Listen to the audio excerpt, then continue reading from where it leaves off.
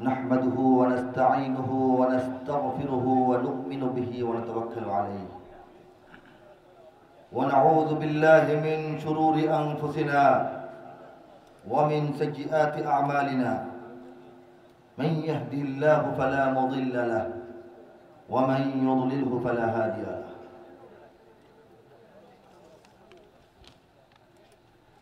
مركز النور الإسلامية গাজীপুর এই দিনী প্রতিষ্ঠান কর্তৃক আয়োজিত আজকের বার্ষিক মাহফিলে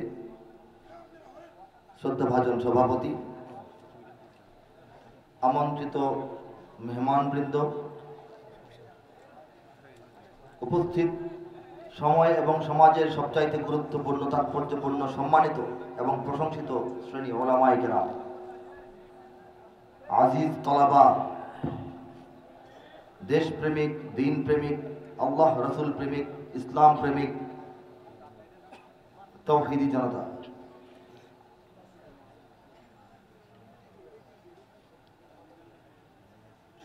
আমরা আজকে এখানে যারা এসেছি দূর দূরান্ত থেকে, বিভিন্ন এলাকা অঞ্চল থেকে এখানে এসে সমবেত হয়েছি।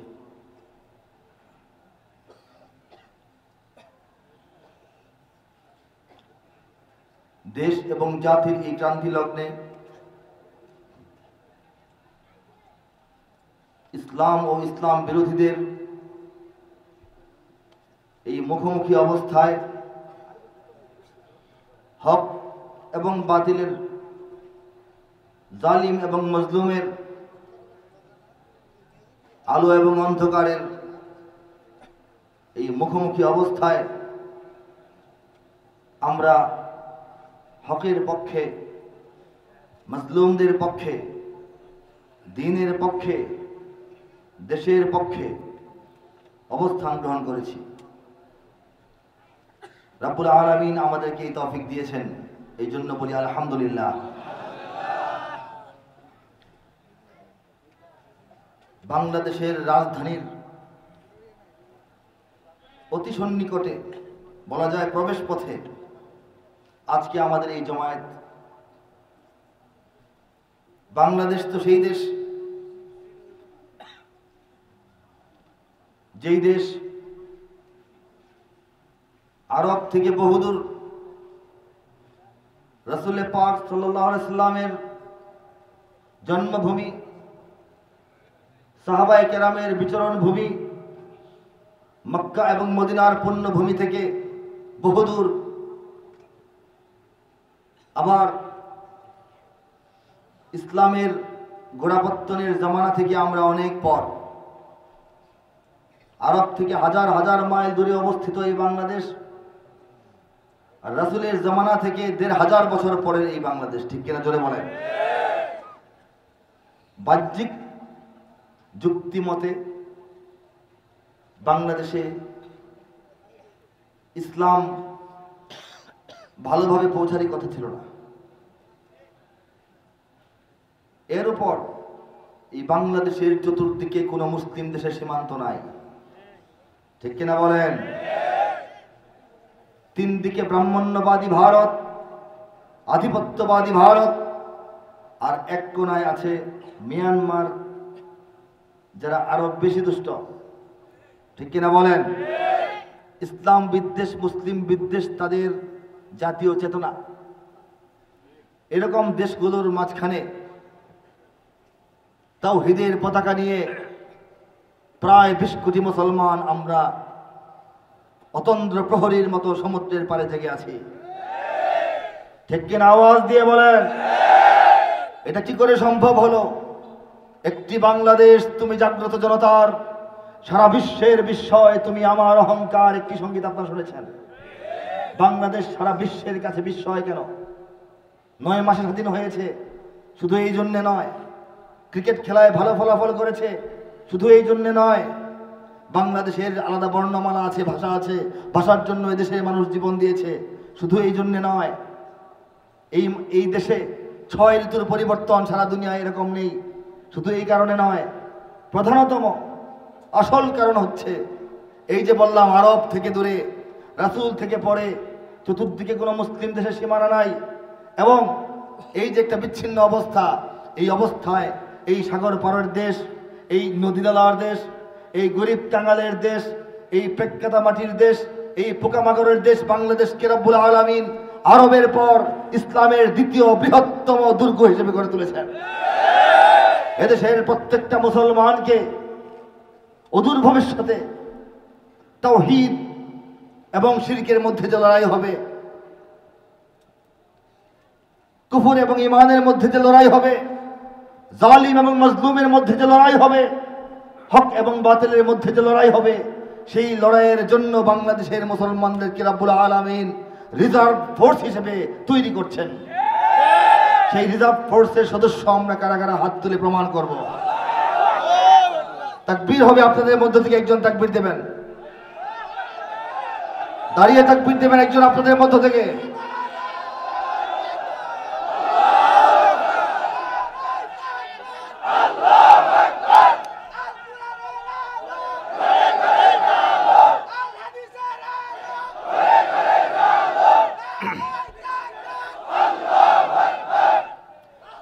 নারে তাকবীর, আল্লাহু আকবার।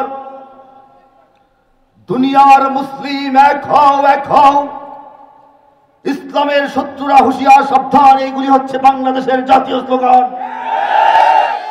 আমাদের জবান থেকে এই সব স্লোগান মুছে দেওয়ার জন্য 50 বছর যাবৎ নানা রূপে নানা কৌশলে চেষ্টা করা হচ্ছে। বাংলাদেশের জন্ম লগ্ন থেকে আজকে পর্যন্ত অসংখ্য বিদেশি এনজিও, বিধর্মী মিশনারি এবং সংস্থা ইসলাম ও মুসলমানিত্বের বিরুদ্ধে এই জমিনে কাজ করছে। অসংখ্য মিডিয়া, প্রায় 95% মিডিয়া এদেশের জমিনে তাদের সংবাদে, তাদের প্রতিবেদনে, তাদের নাটকে, তাদের চলচ্চিত্রে, তাদের আলোচনায়, তাদের টকশোতে, তাদের লেখায়, তাদের কথায়, তাদের ভাষায়, তাদের বিজ্ঞাপনে ইসলামকে ডুবিয়ে দেওয়ার, ইসলামকে নিশ্চিহ্ন করার, ইসলামকে পরাজিত শক্তিতে রূপান্তরিত করার চেষ্টা চালিয়ে যাচ্ছে। এদেশের সুবিধাপ্রাপ্ত, পুরস্কারপ্রাপ্ত, সম্মানপ্রাপ্ত, মর্যাদাপ্রাপ্ত সমস্ত কবি, শিল্পী, লেখক, সাহিত্যিক, বুদ্ধিজীবী, অধ্যাপকেরা তাদের ছড়ায়, কবিতায়, গল্পে, উপন্যাসে, লেখায়, কথায়, ভাষায়, বক্তব্যে, ক্লাস গ্রহণে এবং তাদের বইয়ে এবং বইমেলায় ইসলামের বিরুদ্ধাচরণ করে চলেছে। কিন্তু ইউরিদুনা লিইউতফিউ নূরাল্লাহি বিআফওয়াহিহিম আল্লাহু মুতিম্মু নূরিহি ওয়ালাউ কারিহাল কাফিরুন। কুরআনুল কারীমে সুস্পষ্ট ভাষায় এই সত্য কথাটি আল্লাহ পাক বলেছেন। তারা চায় আল্লাহর বাতিকে ফু দিয়ে নিভাই দিতে, কিন্তু আল্লাহ চান তার বাতিকে পূর্ণাঙ্গ রূপে প্রজ্বলিত করতে। আর সেই প্রজ্বলিত করার কাজে বাংলাদেশে আমাদেরকে রব্বুল আলামিন নিয়োজিত করেছেন। চিৎকার করে বলেন ঠিক কিনা?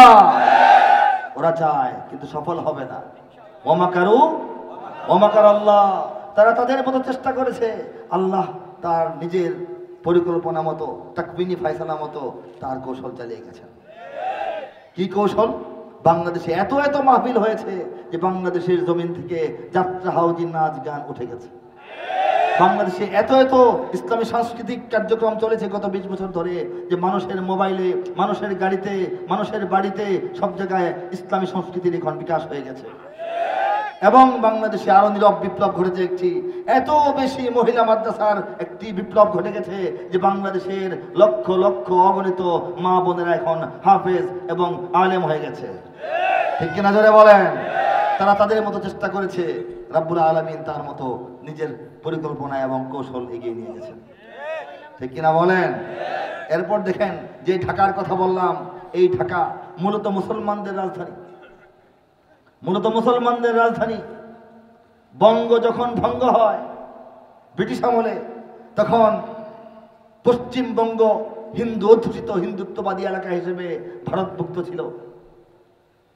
আর এই বঙ্গকে পূর্ববঙ্গে ভাগ করা হয়েছিল মুসলমানদের অঞ্চল হিসেবেই। আর এ কারণেই যখন দুইটা রাষ্ট্র কায়েম হয়, ভারত পাকিস্তান, বাংলাদেশ পাকিস্তান ভুক্ত হয়েছিল। সেই পাকিস্তান যখন আমাদের উপর রাজনৈতিক শোষণ, অর্থনৈতিক শোষণ, সাংস্কৃতিক আগ্রাসন চালালো, সেই জালেমদের বিরুদ্ধে বাংলাদেশের মুসলিম মুসলমানরা আরেকটি যুদ্ধ করে আবারও স্বাধীনতা ছিনিয়ে আনলো। ঠিক কিনা জোরে বলেন? অনেকে ভেবেছিল বাংলাদেশ স্বাধীন হওয়ার পর বাংলাদেশ একটি ধর্মনিরপেক্ষ রাষ্ট্র হয়ে যাবে, বাংলাদেশ একটি বিধর্মী রাষ্ট্র হয়ে যাবে, কিন্তু হয়ে যায় নাই। বাংলাদেশ বর্তমানে বিশ্বের বুকে সবচাইতে মজবুত ইমানওয়ালা, সবচাইতে উন্নত, সবচাইতে অগ্রগামী, সবচাইতে জজবাওয়ালা, সবচাইতে আদবওয়ালা, সবচাইতে ইমানওয়ালা মুসলিম রাষ্ট্র হিসেবে অধিষ্ঠিত আছে। ঠিক কিনা জোরে বলেন? এই ঢাকার হাইকোর্ট, এই ঢাকার জজ কোর্ট, এই ঢাকার সুপ্রিম কোর্ট, এই ঢাকার বঙ্গভবন, এই ঢাকা বিশ্ববিদ্যালয়ের উপরে দেখবেন মুসলমানদের ডিজাইনে, মসজিদের ডিজাইনে গম্বুজ করা আছে। দেখেছেন কিনা আপনারা বলেন? না দেখলে সার্চ দিয়ে দেখবেন। আমাদের বঙ্গভবনের উপরে মসজিদের ডিজাইন, হাইকোর্টের উপরে মসজিদের ডিজাইন, হ্যাঁ, সুপ্রিম কোর্ট দেখলে মনে হয় এটা জাতীয় মসজিদ। কেন হলো? এখন যদি একটা ভবন করা হয় সুপ্রিম কোর্টের, এরকম করা হবে? বরং এরকম কেন আছে এটাই তো সহ্য হয় না, যে কারণে মূর্তি বসানো হয় সামনে আরেকটা। ছবি তুললে যাতে মসজিদের মতো না দেখা যায়, সামনে একটা মূর্তিও দেখা যায়। এই পরিকল্পনা করেছিল কিনা বলেন? ঢাকার প্রবেশ পথে লালনের মূর্তি বসানোর চক্রান্ত হয়েছিল, ঠিক কিনা বলেন? বিমানবন্দর দিয়ে মানুষ ঢুকবে, সারা দুনিয়ার মানুষ ঢুকিয়ে দেখবে লালন শাহের মূর্তি। সেই ষড়যন্ত্র ব্যর্থ করা হয়েছে। কাজেই অতন্দ্র প্রহরী হয়ে থাকতে হবে, আত্মপরিচয় জানতে হবে। বাংলাদেশ মুসলমানদের দেশ, ঢাকা মুসলমানদের রাজধানী আরো 500-600 বছর আগে থেকে। কাজেই এই যে ফ্লেভার, এই যে রূপ, এই যে গন্ধ, এই যে ডিজাইন, এটাকে পরিবর্তন করার চক্রান্ত যারাই করুক, তারা এই বাংলার জমিনে ব্যর্থ হবে। ব্যর্থ হওয়া ছাড়া তাদের কপালে আর কিছু নাই। এদেশে আল্লাহু আকবরের সুরে সূর্য ওঠে, এদেশে আল্লাহু আকবরের সুরে সূর্য ডোবে, এদেশে আল্লাহু আকবরের সুরে সূর্য ওঠে, এদেশে আল্লাহু আকবরের সুরে সূর্য ডোবে। এদেশের মাল্লা মাঝি কিষান মজুর সবার ঠোঁটে শোনো রে লা ইলাহা ইল্লাল্লাহর জিকির ওঠে। এদেশের মাল্লা মাঝি কিষান মজুর সবার ঠোঁটে শোনো রে লা ইলাহা ইল্লাল্লাহর জিকির ওঠে। ইমানের তপ্ত আগুন জ্বলছে সবার বুকে বুকে, ইমানের তপ্ত আগুন জ্বলছে সবার বুকে বুকে। সে আগুন দেশ হতে দেশ দেশান্তরেও জ্বালতে হবে। এদেশে আল্লাহু আকবরের সুরে সূর্য ওঠে, এদেশে আল্লাহু আকবরের সুরে সূর্য ডোবে। এদেশে আল্লাহু আকবরের সুরে সূর্য ওঠে, এদেশে আল্লাহু আকবরের সুরে সূর্য ডোবে। কথা ঠিক কিনা জোরে বলেন? ইমানের তপ্ত আগুন জ্বলছে সবার বুকে বুকে। কার কার অন্তরে সেই আগুন লুকায়িত আছে? হাত তুলে দেখান। সে আগুন দেশ হতে দেশ দেশান্তরেও জ্বালতে হবে। এই যে দ্বিতীয় কথাটা, এই কথাটা সারা দুনিয়ার ইসলাম বিরোধী শক্তি, সারা দুনিয়ার বাংলাদেশ বিরোধী শক্তির মাথায় একটা বাজ পড়ে। এই দেশের মানুষেরা তারা বলতেছে ইমানের তপ্ত আগুন নাকি তাদের অন্তরে জ্বলে, এতে তারা সন্তুষ্ট নয়। সেই আগুন দেশ হতে দেশ দেশান্তরে তারা জ্বালিয়ে দেওয়ার প্রত্যয় ঘোষণা করেছে। এই যে আমাদের প্রত্যয়, এই যে আমাদের সাহস, এই যে আমাদের আকাঙ্ক্ষা, এই যে আমাদের স্বপ্ন, এই শব্দটাকে, এই স্লোগানটাকে, এই বক্তব্যটাকে, এই মেসেজটাকে ভয় পেয়ে দিল্লি কম্পমান, ওয়াশিংটন কম্পমান, মস্কো কম্পমান, সারা দুনিয়া কম্পমান। কাজেই বাংলাদেশের মানুষ নিজেদেরকে ছোট ভাবলে হবে না। আল্লাহ পাক আমাদেরকে বড় করেছেন, ইসলাম রক্ষার দায়িত্ব দিয়েছেন, ইসলাম প্রতিষ্ঠার দায়িত্ব দিয়েছেন। শুধুমাত্র ইসলাম প্রতিষ্ঠার জন্য এই বাংলাদেশের জমিনকে আল্লাহ পাক নির্ণয় করেছেন, নির্ণীত করেছেন। এর প্রমাণ হলো বাংলাদেশের এই অজস্র কোটি কোটি মুসলমানদের এই সাজানো বাগান, যেটা হওয়ার কথা ছিল না। আরব থেকে দূরে, রাসূল থেকে পরে, তিন দিকে কোনো মুসলিম দেশ নাই, এখানে কেন মুসলমানদের এই জোয়ার? ঠিক কিনা? এদেশের পথে ঘাটে, এদেশের বাজার হাটে, এদেশের এদেশের এদেশের এদেশের এদেশের গঞ্জে গ্রামে খোদার নামের তাসবিহাতে কত পীর আউলিয়াদের অশ্রু ঝরে গভীর রাতে।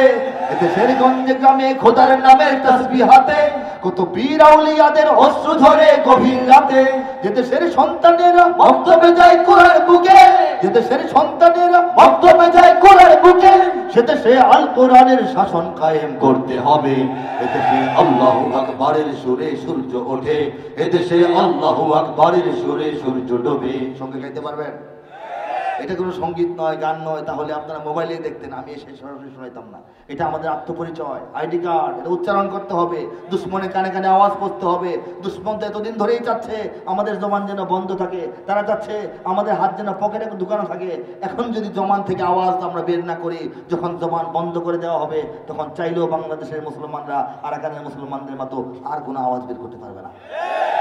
এখন যদি বজ্র মুষ্টি আকাশের দিকে না উঠাই, যখন পরাধীনতার শিকল আমাদের হাত আবার বেঁধে ফেলবে, চাইলেও আমরা আর হাত আকাশের দিকে করতে পারবো না। কাজে হাতটা তুলে গর্জন করে বিপ্লবের ভঙ্গিমায় আমরা সবাই গিয়ে উঠবো একসঙ্গে হাত তুলে। এদেশে আল্লাহু আকবরের সুরে সূর্য ওঠে, এদেশে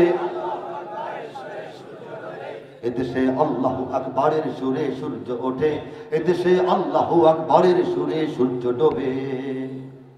এদেশের জলে স্থলে, এদেশের ফুল ফসলে, এদেশের এদেশের এদেশের এদেশের এদেশের সবুজ মাটি সবুজ ঘাসে সবুজ বনে, মদিনার সবুজ মিনার ঝলসে ওঠে দুই নয়নে।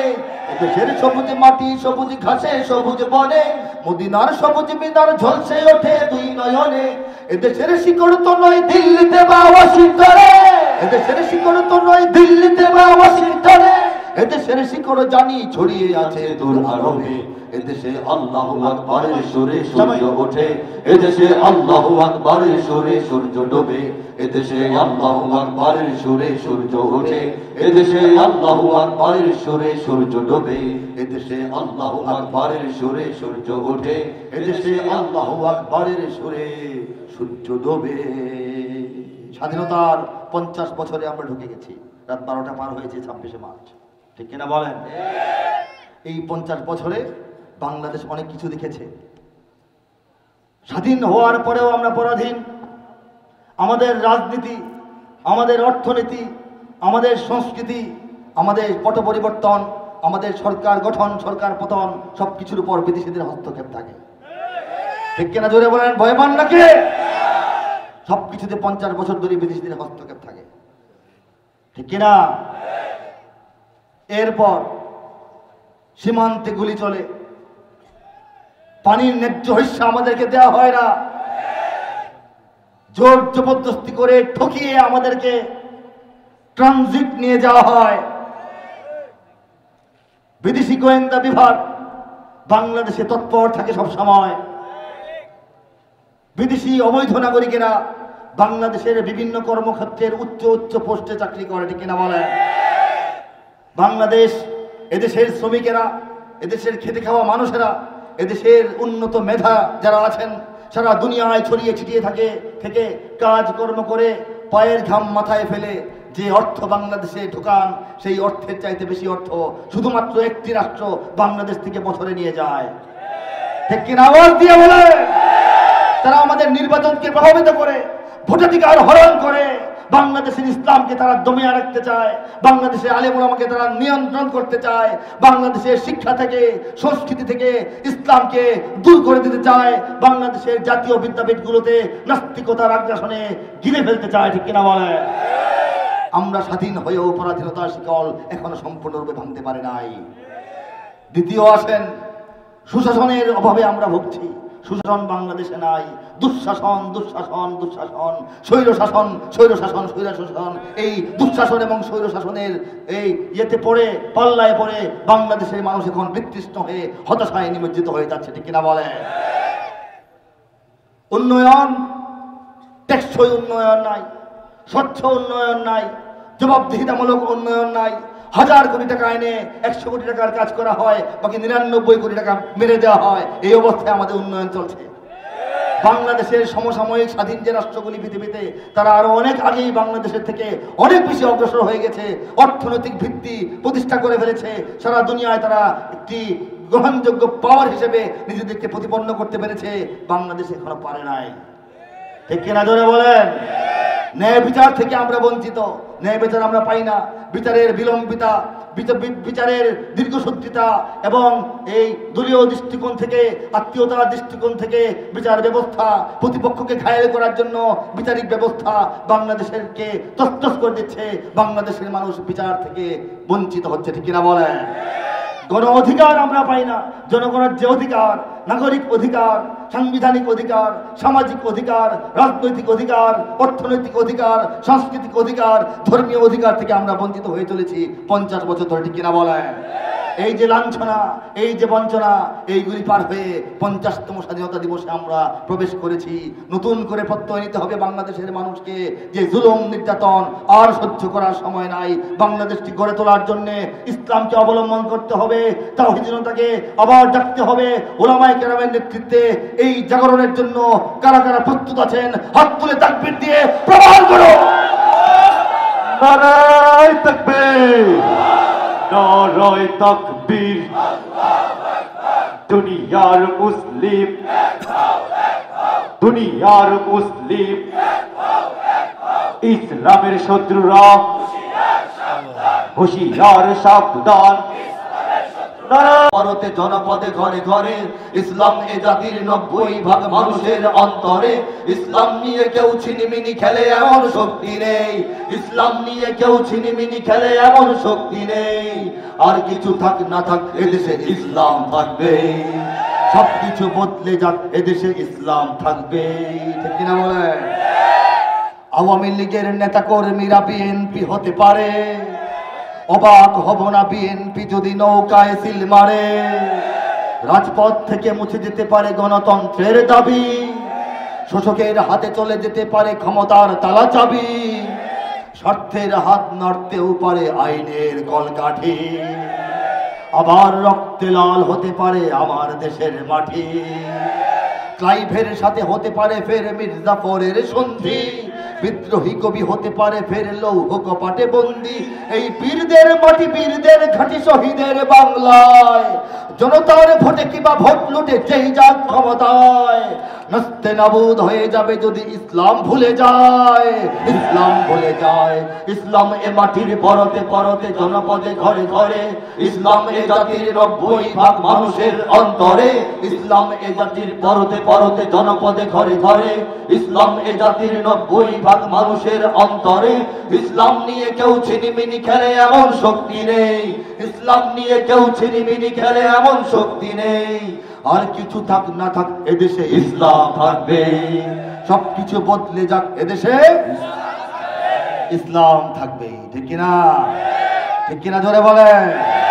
ইসলাম থাকবে, কারণ এই বাংলাদেশে এত আলেম দুনিয়ার কোথাও নাই, এই বাংলাদেশে এত হাফেজ দুনিয়ার কোথাও নাই, এত মসজিদ দুনিয়ার কোথাও নাই, এত আজান দুনিয়ার কোথাও নাই, এত মিনার দুনিয়ার কোথাও নাই। এই বাংলাদেশের মতো তরতাজা ইমানের বাগান দুনিয়ার কোথাও আপাতত দেখা যায় না। কাজে বাংলাদেশের মানুষের দায়িত্ব আছে। এই দেশ তো সেই দেশ, দুশ্মনদের জেনে রাখা উচিত। এই দেশ তো সেই দেশ যেখানে সমস্ত রকমের যানবাহন বন্ধ করে দেওয়ার পর, সমস্ত বাহিনী রাস্তায় নামানোর পর, সবকিছু নিষেধাজ্ঞার আওতায় নিয়ে আসার পরও ইমানের ডাকে সাড়া দেওয়ার জন্য বাংলাদেশের লক্ষ লক্ষ মুসলমান রাতের অন্ধকারের বিভীষিকা ভেদ করে শাপলা চত্বরে গিয়ে হাজির হয়, ঠিক কিনা জোরে বলে? কাজেই যেসব আন্দোলন বাংলাদেশের জমিনে চলেছে, চলছে, চলছিল, কোনো আন্দোলন নিভে যাবে না, থেমে যাবে না, মরে যাবে না, ঠিক কিনা জোরে বলে? কারণ হলো রব্বুল আলামিন বাংলাদেশের তাকদীর ঠিক করে ফেলেছেন। এখানে ইসলাম প্রতিষ্ঠিত হবে, অনেক ষড়যন্ত্র হবে, কিন্তু টিকবে না, ঠিক কিনা জোরে বলেন? আমি পরবর্তী সঙ্গীতে যাব, কোন সঙ্গীত গাইব আপনারা বলেন? আবার যুদ্ধ হবে, দেশাত্মবোধক আরেকটি গাইছি, ইঞ্চি ইঞ্চি মাটি সোনার চাইতে খাঁটি নগদ রক্ত দিয়ে কেনা, কসম সেই খোদার একটি কণাও তার কেড়ে নিতে কেউ পারবে না। রঙের তুলিতে আঁকা সবুজের ছায়া ঢাকা সুজলা সুফলা পরিপাটি, লক্ষ শহীদ গাজী রেখেছে জীবন বাজি করেছে স্বাধীন এই মাটি। বাংলাদেশ আমার, বাংলাদেশ তোমার, বাংলাদেশ সবার প্রাণ। ধন্য ধন্য আমি সবার চাইতে দামি বাংলা মাটির সন্তান। সবাই বাংলাদেশ আমার, বাংলাদেশ তোমার, বাংলাদেশ খোদার দান। সোনার জন্মভূমি তোমার জন্যে আমি জীবন দিয়েছি কোরবান। বাংলাদেশ কার দান? আওয়াজ করে বলেন কার দান? চারিদিকে দুশ্মন, ভেঙো না মন, সাহস জমিয়ে রাখো বুকে। ইমান জিন্দা করে জিহাদের হুঙ্কারে পরাজিত করো শত্রুকে। চারিদিকে গাদ্দার, ভিনদেশি তাবেদার, সজাগ দৃষ্টি রাখো সবে। সকল মির্জাফর, বিদেশি গোলামচর, রুখতে তাদের আজ হবে। বাংলাদেশ আমার, বাংলাদেশ তোমার, বাংলাদেশ অম্লান। বুকের রক্ত ঢেলে রেখেছি সবাই মিলে মাতৃভাষার সম্মান। বাংলাদেশ আমার, বাংলাদেশ তোমার, বাংলাদেশ চিরমহান। এ মাটির বুক হতে বাজবে সারা জগতে বিশ্ব মানবতার গান। ইঞ্চি ইঞ্চি মাটি সোনার চাইতে খাঁটি, নগদ রক্ত দিয়ে কেনা। কসম সেই খোদা, একটি কণাও তার কেড়ে নিতে কেউ পারবে না। রঙের তুলিতে আকাশ, সবুজের ছায়া ঢাকা, সুজলা সুফলা পরিপাটি। লক্ষ শহীদ গাজী রেখেছে জীবন বাজি, করেছে স্বাধীন এই মাটি। সবাই বাংলাদেশ আমার, বাংলাদেশ তোমার, বাংলাদেশ সবার প্রাণ। ধন্য ধন্য আমি সবার চাইতে দামি বাংলা মাটির সন্তান। বাংলাদেশ আমার, বাংলাদেশ তোমার, বাংলাদেশ খোদার দান। সোনার জন্মভূমি, তোমার জন্যে আমি জীবন দিয়েছি কুরবান। এই বাংলাদেশের জন্য 50 বছর আজকে হচ্ছে। বাংলাদেশের জন্য আমি আমার অবস্থান থেকে, যোগ্যতা থেকে কিছু সঙ্গীত উপহার দেওয়ার চেষ্টা করেছি। আমি গিয়েছি এদেশে আল্লাহু আকবারের সুরে সূর্য ওঠে, এদেশে আল্লাহু আকবারের সূর্য ডুবে। আমি গিয়েছি ইঞ্চি ইঞ্চি মাটি সোনার চাইতে খাঁটি, নগদ রক্ত দিয়ে কেনা। শত্রু বাহানাদার একটি কণাও তার কেড়ে নিতে কেউ পারবে না। আমি গিয়েছি এই 56,000 বর্গ মাইল আমার বাংলাদেশ, যার নাম এই মানচিত্রের মাঝে ছড়িয়ে ছিটিয়ে আছে 68,000 গ্রাম, যার প্রতিটি ধুলিকণায় প্রতিদিন মিশে যায় খেটে খাওয়া মানুষের ঘাম, যার জন্যে 52, 69 আর 71-এর সংগ্রাম। আমার বাংলাদেশ তোমার বাংলাদেশ, পবিত্র সেই ভূমি, বদনে মাখাই জমি, যেখানে শিকড় গেঁথে আছে ইসলাম। ঠিক কিনা বলেন? আমি গিয়েছি, যদি আমার দেশের সীমানা বন্ধু মুছে দিতে কেউ চায়, যদি আমার মাটির ধন সম্পদ লুটে নিতে কেউ চায়, যদি আমার সাগরে আমার পাহাড়ে ফেরায় লোভের চোখ, আমি প্রতিবাদে জ্বলে উঠবই, তবে যা হবার তাই হোক। আমি গিয়েছি টেকনাফ থেকে তেতুলিয়া জেগে ওঠো। ঠিক কিনা আপনারা জুড়ে বলেন? আজকে বাংলাদেশের স্বাধীনতার এই দিনে এসে এই কথাগুলি মনে পড়ে যায়। বিশ্ব মুসলিম উম্মার ঐক্যের জন্য আমি কিছু সঙ্গীত গেয়েছি, সেখান থেকে আমি আপনাদেরকে একটি এখন শোনাচ্ছি।